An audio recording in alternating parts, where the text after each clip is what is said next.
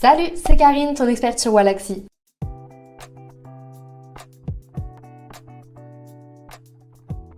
Si tu regardes cette vidéo, c'est que tu sais déjà plus ou moins utiliser Wallaxy. Sinon, je te conseille d'abord de regarder comment lancer ta première campagne. Aujourd'hui, je te montre comment fonctionnent les campagnes Wallaxy en profondeur, de leur lancement à leurs résultats. Bon, déjà, tu as dû le remarquer lorsque tu as lancé ta campagne, il y a beaucoup de choix dans les séquences. Tu trouveras ton bonheur à coup sûr. Tu cherches à envoyer une action précise? Utilise les filtres.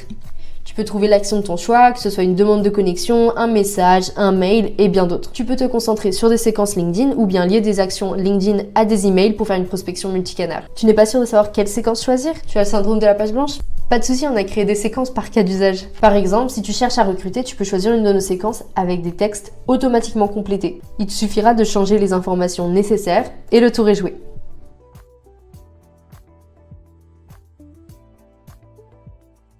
On va maintenant partir du principe que la campagne est lancée. J'avais expliqué rapidement dans mon autre vidéo que les actions vont en file d'attente une fois la campagne lancée. Donc tu peux les voir en file d'attente. Il n'y a pas de limite au niveau des campagnes en cours, tu peux en avoir autant que tu veux en simultané. Attention, il y a malgré tout une limite à respecter au niveau du nombre de prospects dans les campagnes et pour ça, je te laisse un article dans la description avec toutes les informations sur les limites. Bon, retournons à nos moutons. La file d'attente. J'avais déjà expliqué dans la première vidéo tutoriel que les actions respectent des quotas journaliers aléatoires. Mais les actions en file d'attente respectent aussi un modèle FIFO, qui en français veut dire premier entrée, premier sorti. Par exemple, si tu lances une campagne A avec 200 demandes de connexion et une campagne B avec 300 messages, Wallaxy exécutera d'abord les demandes de connexion jusqu'au dernier quota journalier pour les connexions et ce sera ensuite au tour des messages. Wallaxy lancera ses actions jusqu'à atteindre le quota journalier des messages et les quotas seront réinitialisés le lendemain et les demandes de connexion seront de nouveau envoyées. Suivi des messages une fois les quotas atteints, etc. Bien sûr, on part du principe que tu as laissé ton onglet LinkedIn ouvert si tu n'as pas d'abonnement Wallaxy pour que les actions puissent s'envoyer. Si ta campagne comprend plusieurs étapes, ne t'inquiète pas de ne pas voir tes actions en file d'attente. Tu peux voir où en est le prospect directement depuis la campagne. Ici, ma campagne a 3 étapes. Elle visite le profil du prospect, elle lui envoie une demande de connexion un jour plus tard, puis un message 2 jours après qu'il ait accepté et à condition qu'il n'ait pas répondu. Quand je lance ma campagne, la première étape va en file d'attente. Une fois que le prospect a reçu la première action, il y aura un petit sablier à côté de son action dans la campagne pour signifier que Wallaxy attend que le délai entre la première et la deuxième action soit atteint. Une fois le délai atteint, la deuxième action ira en file d'attente. Pour ma dernière action, le sablier ne représentera pas que le délai, mais aussi le fait que le prospect doive accepter ma demande de connexion pour recevoir le message. Mais ce raisonnement soulève un point important. Plus tu fais tourner de campagne, plus il y aura d'actions à envoyer. Et imagine que la campagne A envoie des messages après ta demande de connexion. Si la deuxième étape de la campagne A était rajoutée à la file d'attente, les actions seraient envoyées après que toutes les actions de la campagne B soient parties en théorie. Eh ben non, les actions N+1 sont prioritaires pour garantir des délais proches de ceux annoncés entre les 2 actions de la campagne A. Maintenant que la file d'attente est claire, et si on déchiffrait les campagnes? Déjà, comme tu peux le voir, il y a des ronds de différentes couleurs sur tes campagnes. Le vert signifie que tu as des actions dans la file d'attente.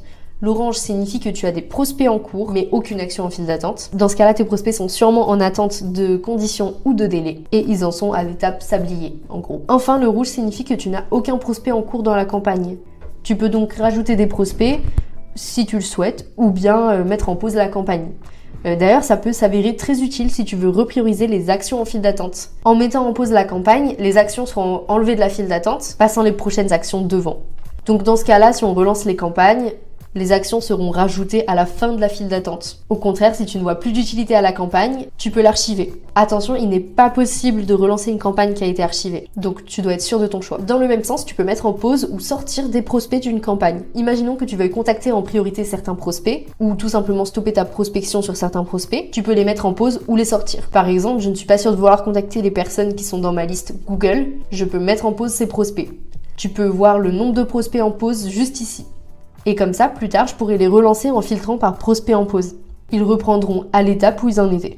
Au contraire, si je suis sûre de ne pas vouloir d'eux, je peux les sortir de la campagne. Mais dans ce cas, si je les relance dans la campagne, ils la recommenceront du début. Donc, dans une campagne, tu peux voir combien de prospects il y a. Que ce soit des prospects actuellement en cours, des prospects en pause ou qui sont sortis de la campagne en l'ayant fini. Tu peux filtrer tes prospects par liste, l'étape actuelle du prospect dans la campagne, l'état du prospect ou encore le type d'import du prospect dans la campagne. Tu peux l'avoir ajouté depuis une liste, en faisant un import et en envoyant directement l'import dans la liste, ou encore depuis un auto-import. Si tu ne vois pas ce qu'est un auto-import, je te laisse regarder ma vidéo sur les auto-imports en description.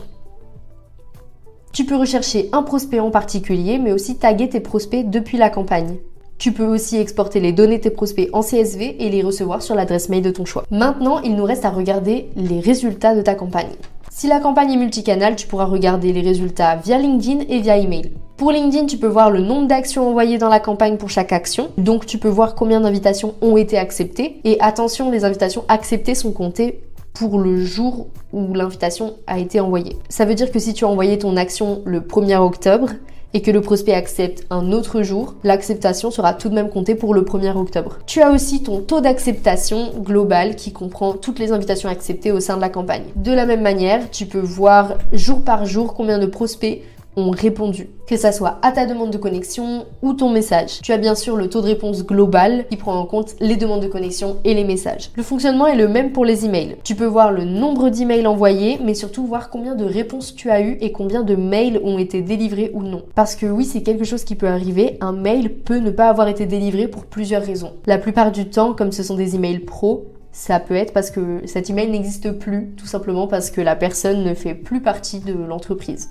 Dans ce cas-là, tu reçois un email qui te prévient que cet email n'a pas pu être délivré. Pouvoir voir les résultats, c'est bien, mais pouvoir les analyser, c'est mieux. Je te laisse en description notre étude statistique pour améliorer sa stratégie de prospection B2B et analyser ses résultats. Et voilà, je pense que c'est tout sur les campagnes Wallaxy. Si tu le souhaites, tu peux nous contacter sur contact@wallaxy.com.